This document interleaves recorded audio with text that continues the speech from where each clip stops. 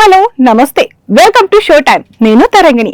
రోజులానే ఈ రోజు కూడా లేటెస్ట్ మూవీ అప్డేట్స్ తో రెడీ అయిపోయింది షో టైం. ఇక లేట్ చేయకుండా స్టార్ట్ చేద్దాం. టాలీవుడ్ స్టార్ ముద్దు గుమ్మలు కొంతమంది తెలుగు చిత్ర పరిశ్రమపై సీతకన్ను వేస్తున్నారు. సమంత, రకుల్ ప్రీత్ వంటి వారు టీ టౌన్ ప్రేక్షకులను పలకరించి దాదాపు 2 ఏళ్లు అయిపోతుంది. పొరుగు పరిశ్రమలపై చూపిస్తున్న ఇష్క్ టాలీవుడ్ పై కనిపించడం లేదు. ముఖ్యంగా బాలీవుడ్ పై ఫోకస్ చేస్తున్నారు టాప్ బ్యూటీస్. ఖుషి తర్వాత సమంత మా ఇంటి బంగారం అనౌన్స్ చేసినప్పటికీ ఇప్పటి వరకు ఎటువంటి అప్డేట్ లేదు.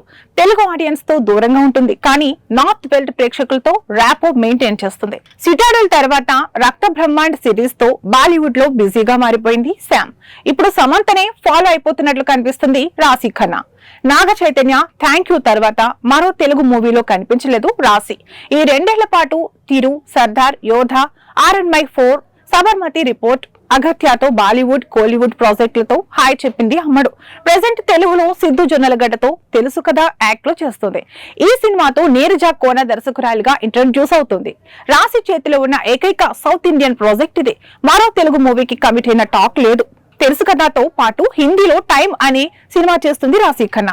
12th fail hero Vikrant Massey హీరోగా నటిస్తున్నాడు. సబర్మతి రిపోర్ట్ తర్వాత మరోసారి జోడీ కడుతున్నారు విక్రాంత్ అండ్ రాశి.